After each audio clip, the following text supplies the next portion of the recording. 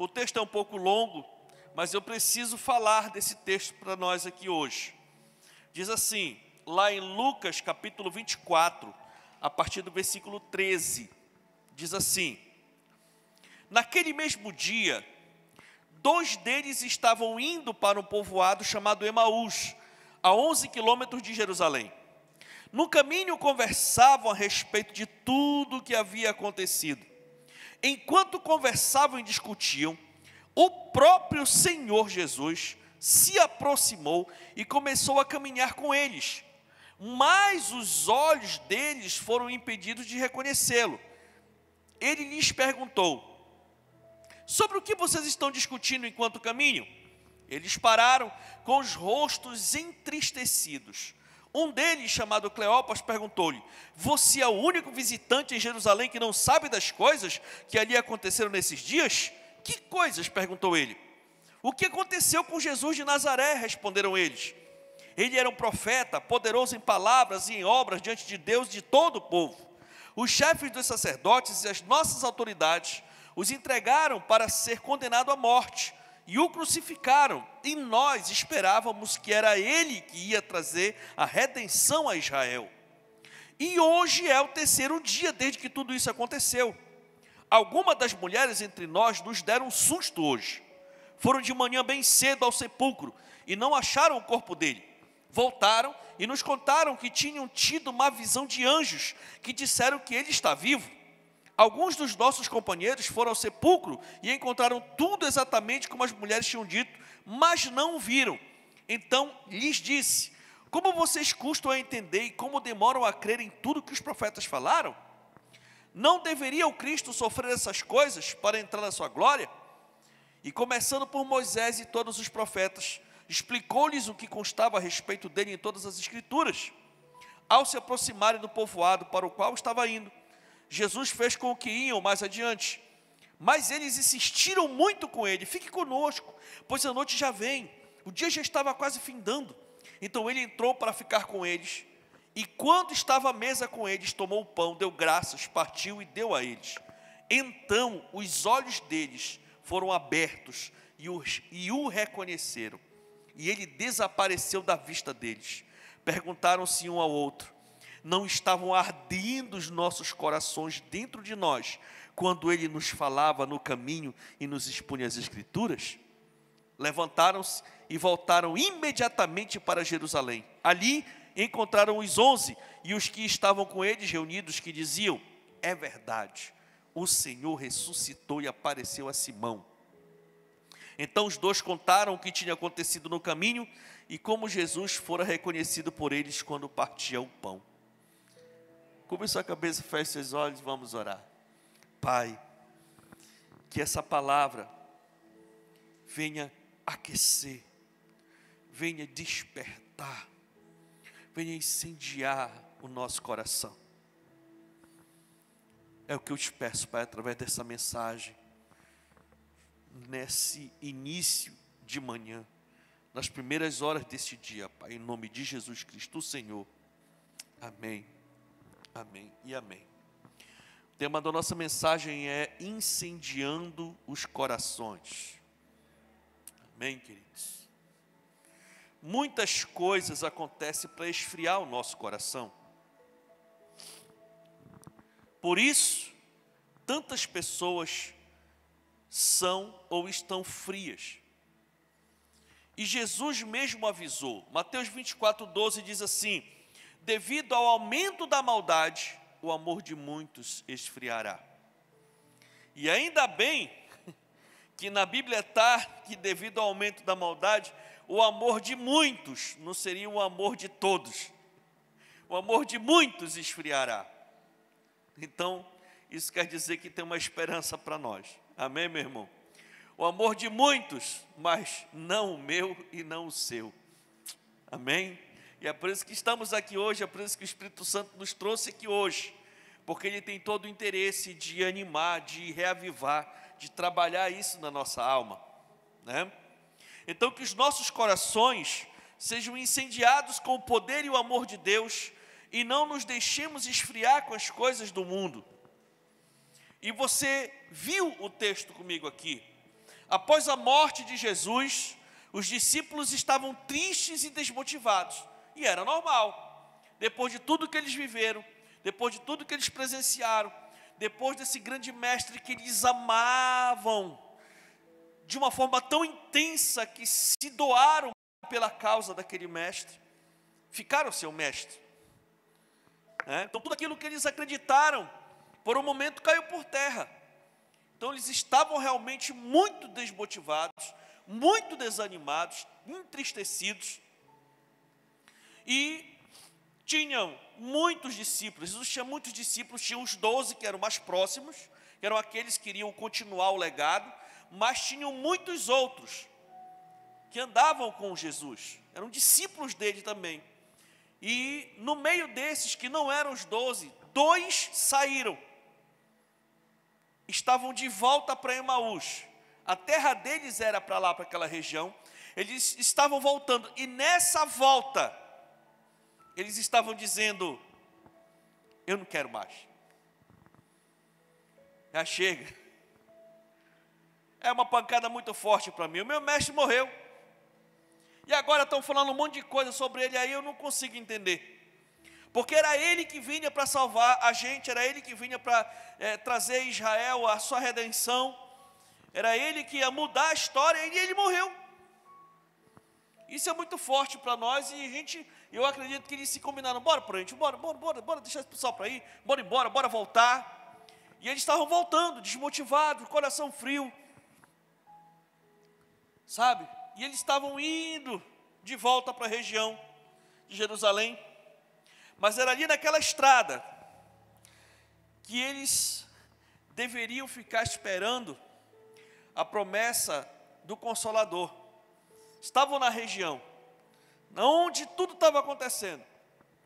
Então eles precisavam ficar em Jerusalém, mas eles resolveram retornar pela estrada de Emaús. Então Jesus apareceu e caminhou junto com eles para lhes reaquecer o coração. O interessante essa situação, porque foi algo assim impressionante. Jesus poderia chegar com ele lá e dizer assim: rapaz, o que vocês estão fazendo?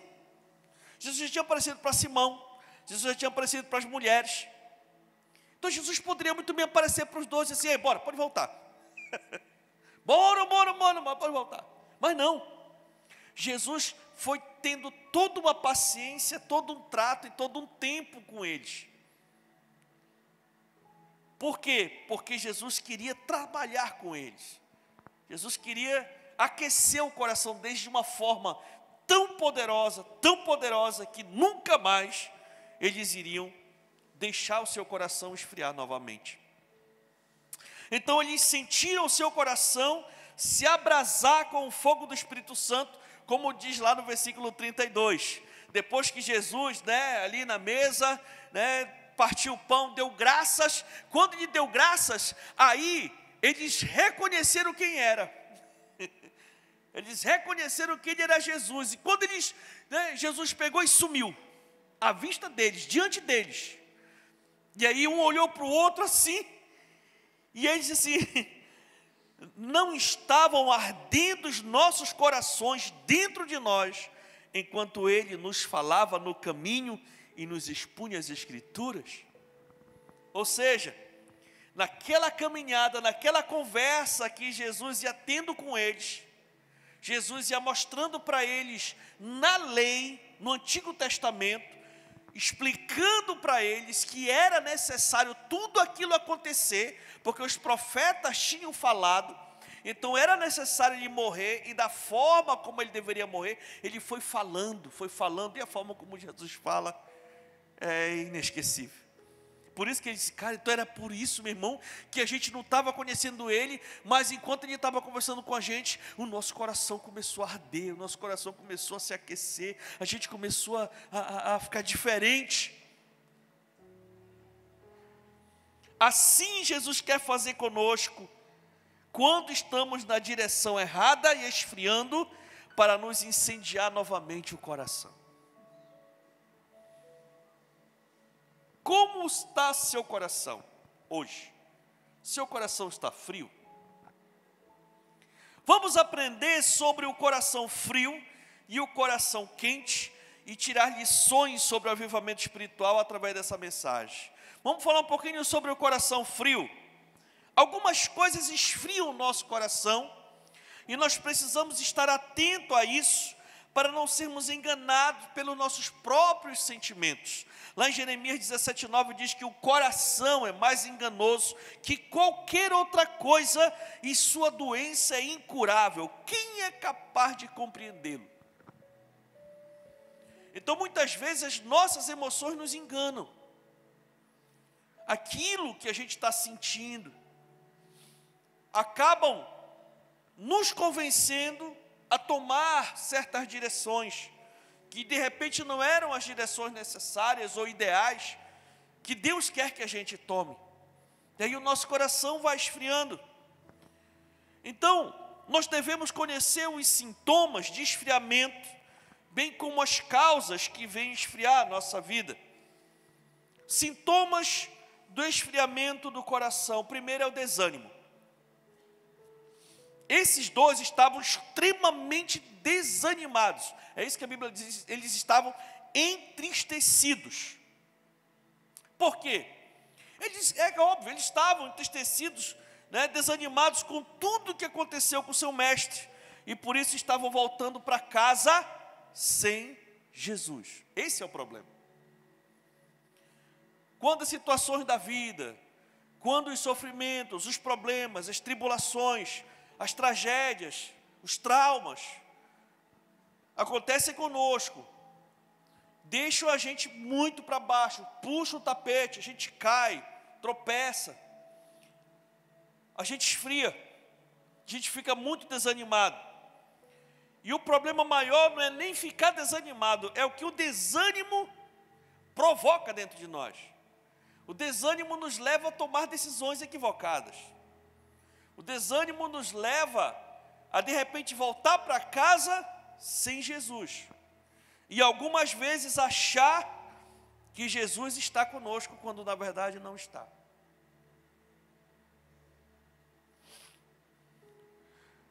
O desânimo para servir a Deus e exercer o ministério, ou mesmo o desânimo para cultuar, o desânimo para orar, desânimo para ir à igreja, podem ser sintomas de esfriamento.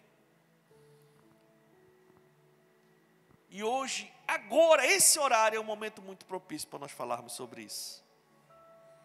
Porque se você está aqui, é porque tem uma fagulha dentro de você. Tem um fogo dentro de você. O fogo da presença do Espírito Santo dentro de você. Se esse fogo está grande ou está pequeno, eu não sei. Eu só sei que tem, porque você está aqui. Você poderia estar em qualquer outro lugar, ou deitado na sua cama, você trabalha demais. Só falta rachar no meio, igual eu, trabalhando muito dioturnamente. E é normal, hoje é sábado, muita gente não trabalha, né? Então, trata de acordar pelo menos uma meia hora, um pouquinho mais tarde. Pelo menos isso. Porque a gente também não pode ficar muito tempo dormindo, então pelo menos mais uma meia horinha lá, para poder levantar, resolver aquelas questões que a gente não dá para resolver no dia a dia. Mas não, você veio para cá. Então, de certa forma, você não está apagado, não. Pelo contrário. Mas o Senhor quer aquecer mais ainda os nossos corações. Amém, queridos? Então é muito importante a gente entender que o coração esfria por conta do desânimo. E outra coisa também que esfria muito o nosso coração é a cegueira espiritual.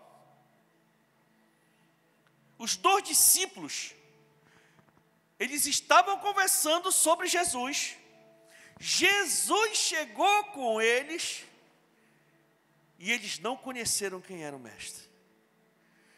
Jesus pregou para eles, Jesus conversou com eles, Jesus caminhou com eles, Jesus entrou na cidade com eles, Jesus entrou na casa com eles, Jesus sentou na mesa com eles e eles não conheceram quem era o mestre.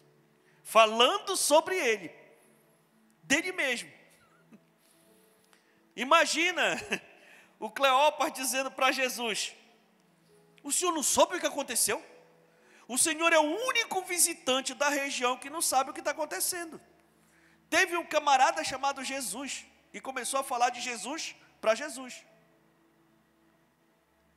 Porque ele estava cego, não conseguia enxergar quem realmente estava ali ao lado dele, né?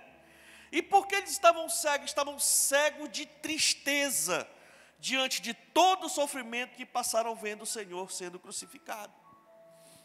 Eu não estou aqui julgando a condição emocional que esses 2 discípulos estavam, não dá para julgar. Que eles amavam o Senhor. Aquilo foi muito forte para eles. Vocês estão me entendendo, meus irmãos? E é por isso que muitas vezes não dá para te julgar ninguém. Porque às vezes, meu irmão, as coisas acontecem na vida da gente que é tão forte, que a gente não consegue segurar o rojão. E realmente a gente não consegue enxergar muitas coisas, porque a gente está num turbilhão de emoções.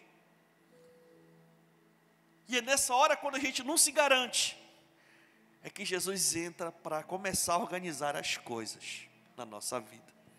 Como Ele fez com esses 2, assim também Ele faz com a gente, quando a gente perde um pouco o controle da nossa vida emocional. Sabe, meus irmãos, isso é muito forte. Muitas vezes, ficamos cegos por sentimentos que nos atormentam, como a ira, a angústia e tantas decepções que nós enfrentamos. Decepções de todas as ordens. Decepções por um projeto que a gente lutou tanto para tentar conseguir e não deu certo. Decepções com nossos planos, projetos. Decepções com o ministério, decepções com a igreja, decepções com líderes, com liderados, enfim. As coisas vão acontecendo e a vida é assim. Mas a gente tem que verdadeiramente buscar em Deus quando a gente não consegue mais enxergar da forma certa. Coisas que esfriam o coração. A pessoa já está desanimada, está atormentada, e de repente ela entra nesse estágio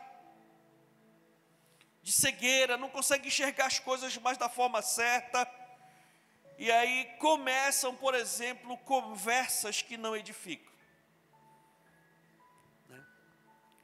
Se tem algo que esfria a nossa fé, são as conversas que não edificam. Os 2 discípulos estavam certos de tudo o que ocorreu, e mesmo assim não conseguiram entender o propósito de Deus. Eles andavam com Jesus, sim ou não? Eles ouviram de Jesus, sim ou não? Jesus falou e está registrado. Só que está registrado. Várias vezes foi registrado na Bíblia, fora as outras vezes que não está registrado. Que ele iria morrer, que no 3º dia ele iria ressuscitar, que iam fazer assim com ele, assim. E ele falou várias vezes, e eles sabiam, e mesmo assim, quando aconteceu, não aguentaram. Então não era algo assim de surpresa, não. Jesus preparou todos eles.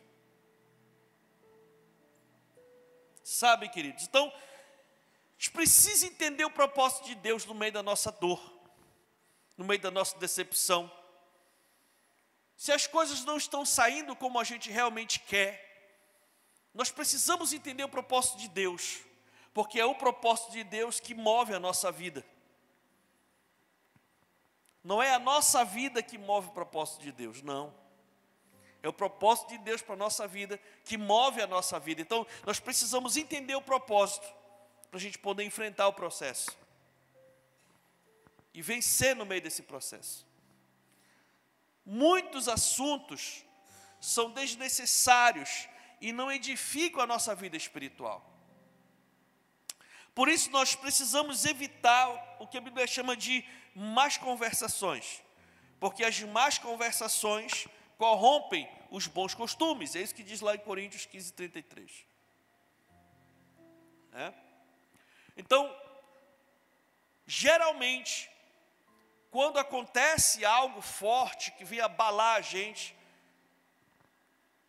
Graças a Deus que a nossa igreja ainda tem essa visão de cobertura espiritual, a gente procura sempre ter um trabalho intensivo para gerar pessoas de confiabilidade dentro da igreja e tal. Mesmo assim, com todo esse cuidado que a igreja tem, nós ainda enfrentamos problemas com relação a essas questões.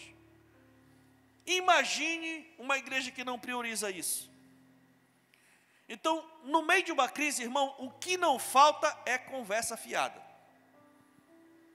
Sempre tem algo ou alguém que chega e conversa, e tenta colocar argumentos, e tenta colocar situações. E se a gente não tomar cuidado, isso acaba influenciando a gente mesmo. Então, se a gente tem um projeto, se Deus tem um propósito, nós precisamos perseverar nele. Mas as conversas entram e deixam a mente muito confusa. Se as conversas, as más conversações corrompem os bons costumes, imagine as conversas, por exemplo, daqueles que estão assentados na roda dos escarnecedores.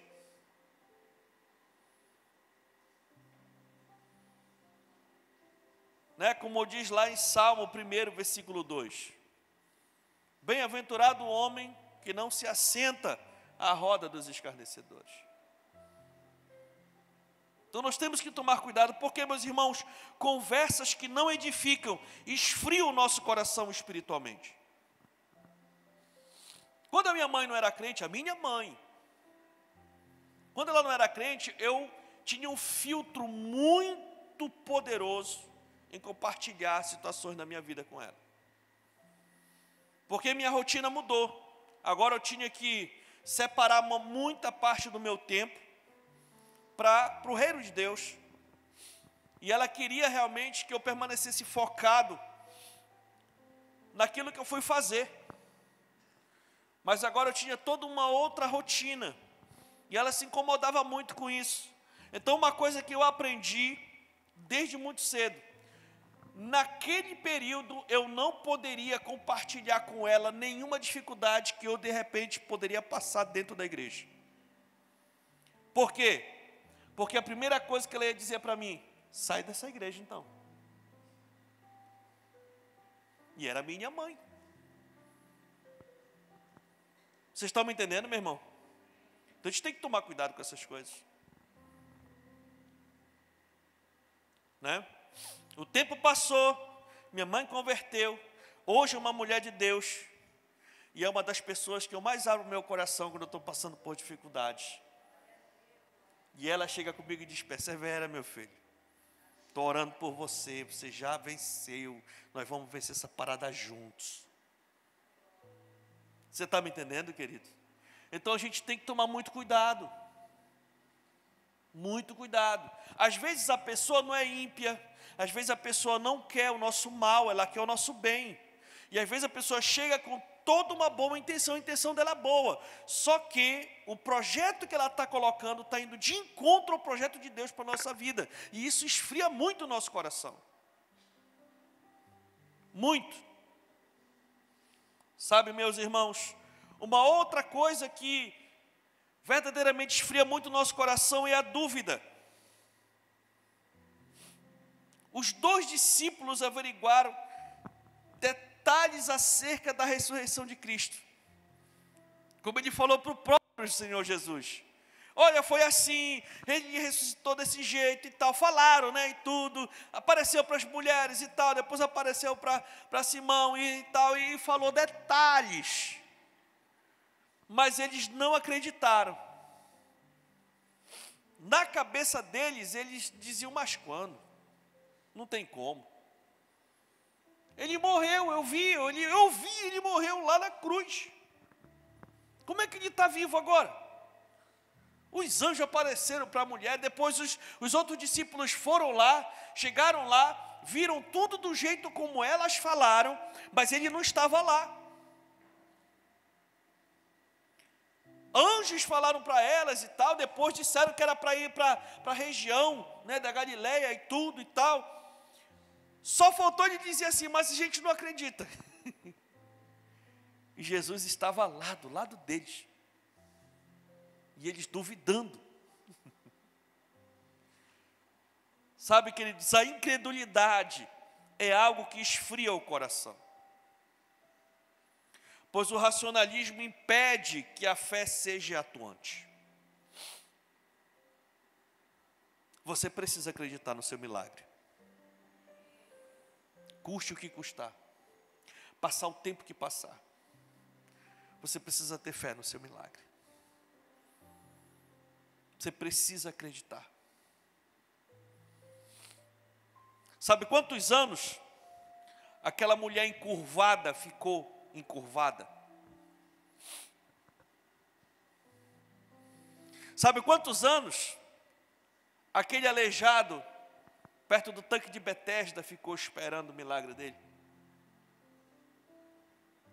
Sabe quantos anos aquela mulher que sofria daquela hemorragia ficou padecendo daquela doença?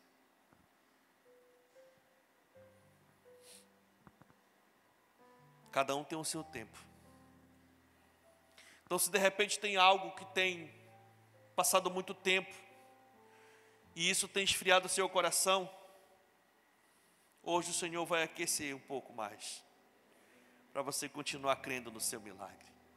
Porque o milagre é seu. Ele é seu.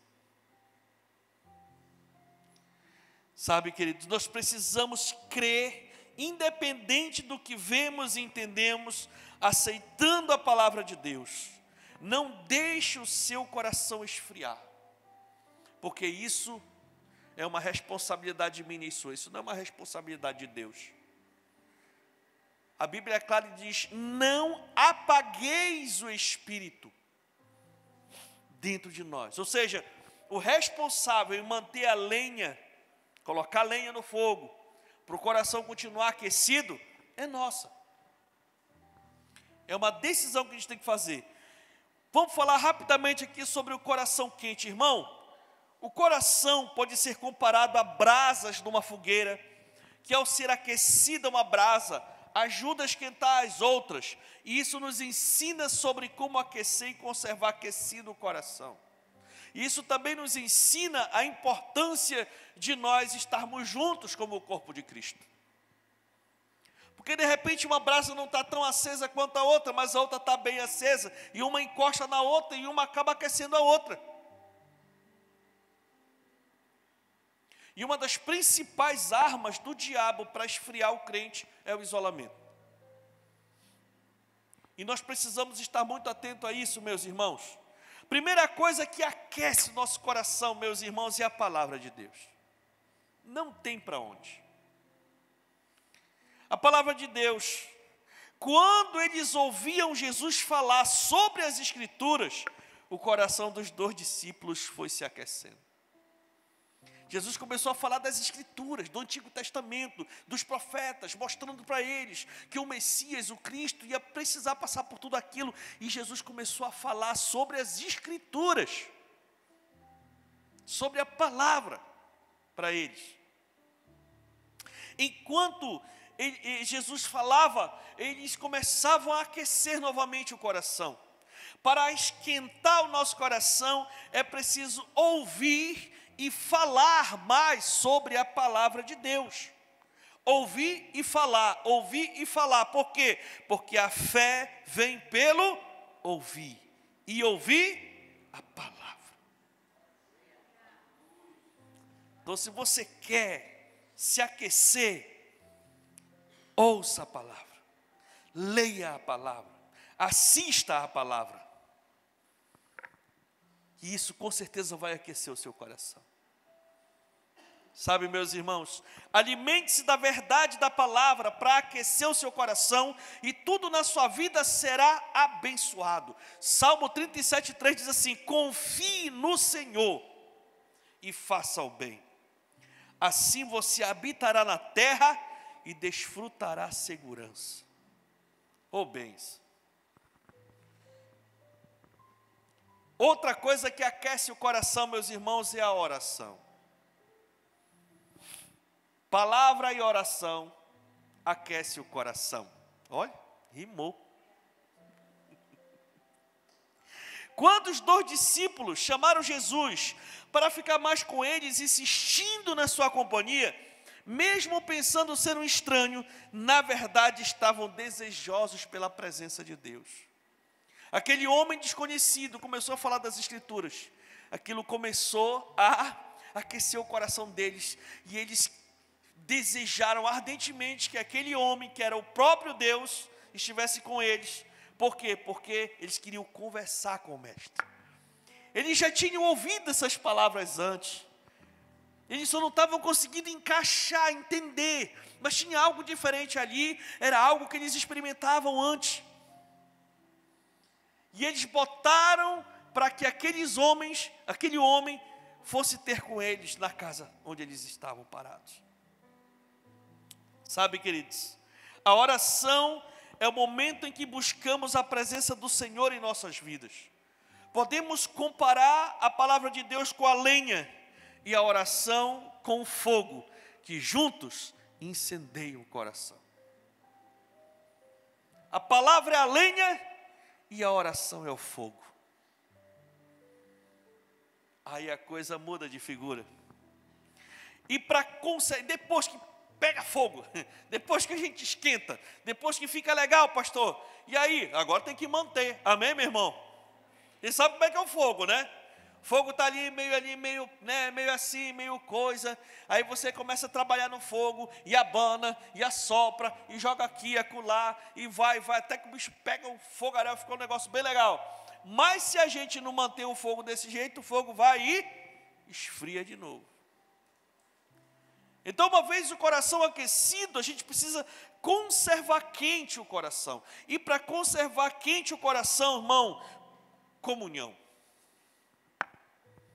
Comunhão. No partir do pão, simbolizando a comunhão, foi o momento em que os discípulos reconheceram Jesus.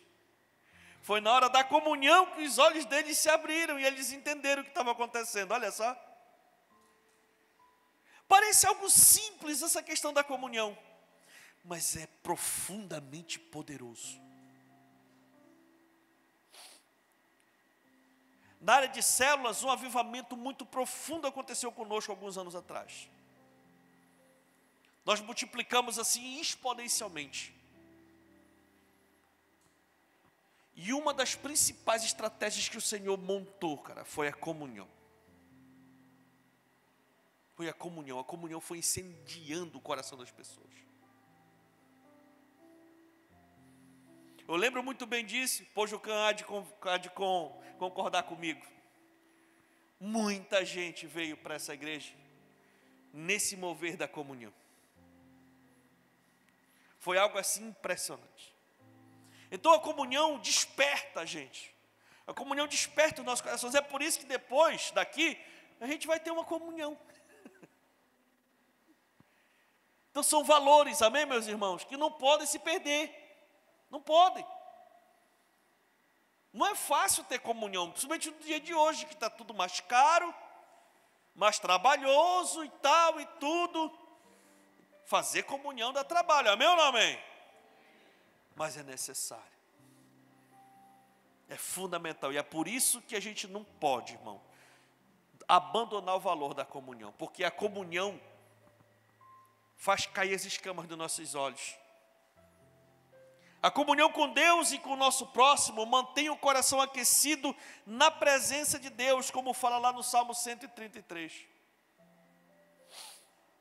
Mas a desunião e a falta de compromisso com Deus faz com que o coração se esfrie novamente, mesmo que tenha se aquecido antes. Outra coisa que aquece o coração é o chamado. É ter um chamado. É ter algo para fazer dentro do reino. Os discípulos voltaram para Jerusalém, onde ficaram como Jesus havia ordenado, e receberam o Espírito Santo para testemunhar o Evangelho com poder. Depois daquela comunhão, daquele partir do pão naquela mesa que Jesus foi embora, eles entenderam. Aí eles se levantaram e voltaram para o lugar de onde não era para eles terem saído, que Jesus tinha mandado eles ficarem em Jerusalém. Ou seja, Eles voltaram para o propósito, eles voltaram para o chamado, eles voltaram para aquilo que Deus separou eles para fazer. Sabe, meus irmãos, e lá, eles chegaram ainda a tempo, né? Chegaram, os outros ainda estavam orando, e ali eles receberam o Espírito Santo. Então, eles 12 continuaram no meio daquela turma, que eram em torno entre 140 e 170 pessoas que estavam ali, quando veio o primeiro Pentecoste. E eles 12 estavam lá dentro. De lá, meus irmãos, eles viveram a jornada de fé.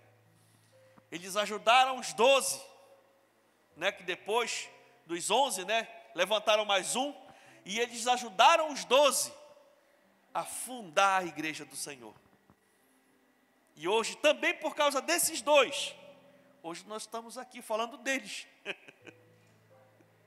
Porque eles voltaram. Então, queridos, quando obedecemos ao chamado que Deus nos deu, para cumprir o nosso coração, se mantém aquecido pela presença do Senhor. E isso é muito legal. Porque quando eu tiro por mim, quando eu estou meio baleado, porque acontece, às vezes eu estou assim meio capenga, né? Espancadas da vida, as situações, tal, aí eu olho assim e digo, meu Deus, e tal, eu fico meio mofino. Aí eu me lembro, não, cara, eu tenho uma chamada, eu preciso continuar caminhando. Tem um bocado de gente aí que precisa ver eu caminhando para poder continuar caminhando também. E eu sei que Deus tem promessas para a gente também. Uma coisa que desanima a gente, por exemplo, já pensou uma queda de energia, meu irmão, fazer todo um estrago desse? A gente fica desanimado, mas depois a gente começa a levantar e digo, não, tem que caminhar, tem que andar, tem que continuar, bora consertar, bora arrumar, e bora seguir em frente. Aí o coração aquece de novo, e aí a gente vai embora. Então, se tem algo que realmente aquece o coração, irmão, é o nosso chamado. Mantenha o seu coração quente, aqueça o seu coração. O salmista, que escreveu o Salmo 39, lá no versículo 13, ele disse assim, meu coração ardia-me no peito, e quanto eu meditava, o fogo aumentava. Meu Deus! E enquanto eu meditava, enquanto eu buscava, enquanto eu orava, enquanto eu refletia, o fogo aumentava dentro de mim. Então eu comecei a dizer, eu comecei a profetizar, eu comecei a falar, eu comecei a agir. Meu Deus! Não façam como os discípulos que voltaram para casa sem Jesus. Permaneça na presença do Senhor e fique atento ao desânimo, à cegueira espiritual, que são sintomas de esfriamento espiritual. Tome cuidado com conversas que não edificam e as dúvidas que tiram a sua fé. Aqueça o seu coração com a palavra de Deus e uma vida de oração. E além de manter seu coração aquecido, estando sempre em comunhão e cumprindo o chamado que Jesus te confiou. Deus quer aquecer o seu coração hoje, agora.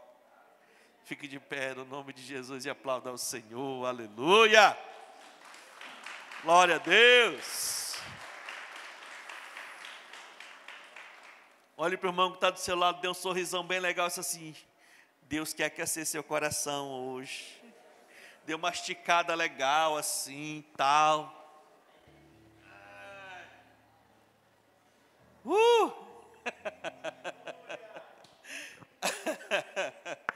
Gente, eu estou muito feliz, sabe, de ter você aqui comigo agora, nesse horário. São exatamente